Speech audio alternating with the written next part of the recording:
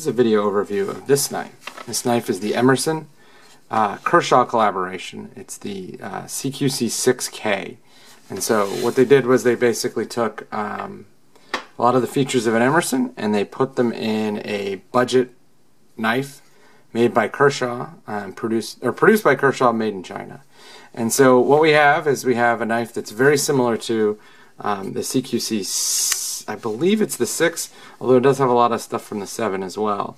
A couple of things that are different about this knife from a regular Kershaw. First of all, it's nowhere near as thick as a regular Kershaw. Second of all, it's a titanium, or it's a stainless steel frame lock as opposed to a titanium liner lock. And then third, they have decided to do a traditional grind on this knife. And Emerson's come in 2 grinds. They come in a full chisel grind, which has grinding only on one side and the other side is flat.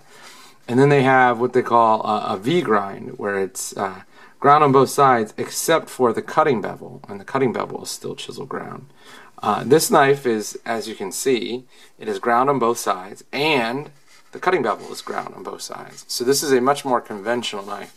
For people that liked Emerson's but didn't like the grind, this is an alternative. I will note that there are 2 higher-end ZT Emersons that are on their way, one of which runs M390, the other which runs LMAX. The steel on this knife is 8CR13MOV, which is a decent a decent steel. Basically, it's a Chinese version of AUS 8. I found over time that it is actually not too bad of a steel. It's not quite as good as AUS 8, and this model is particularly dull, so I need to go touch it up. But the steel itself takes a good edge. It's easy to sharpen. It doesn't hold an edge for very long, and it's a little more rust prone than AUS 8, but nothing notable.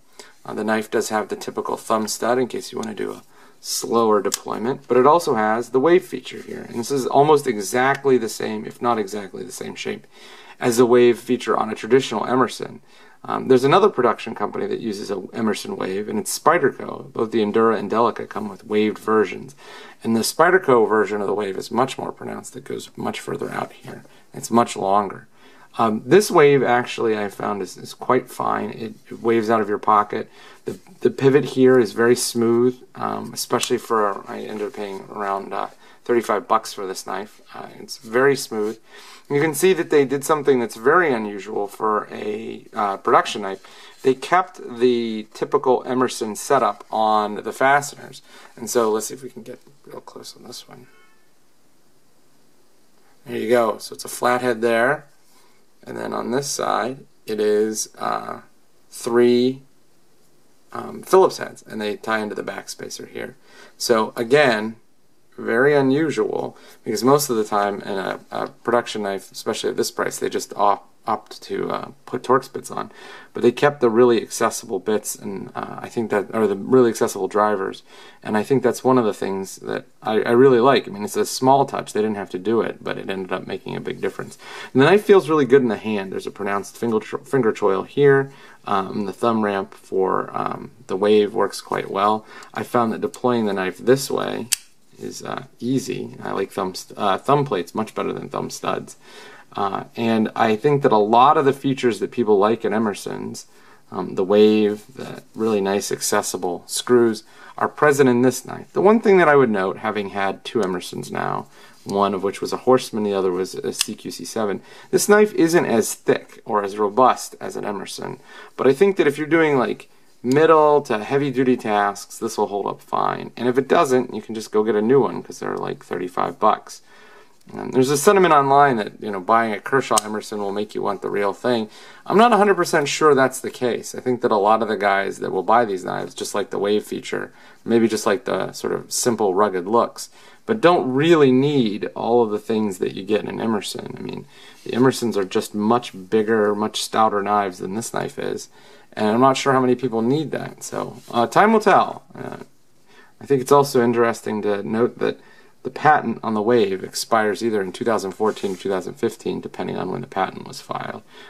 So in all likelihood, this collaboration was it was obviously good for business. It was definitely good for Kai and definitely good for Mr. Emerson, but I think there may have been some financial motives behind it besides just being good for business.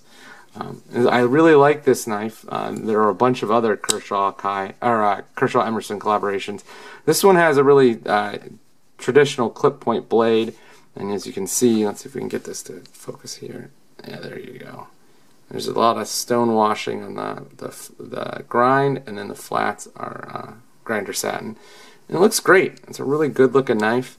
It does call to mind this knife, which is the Hinderer Cryo.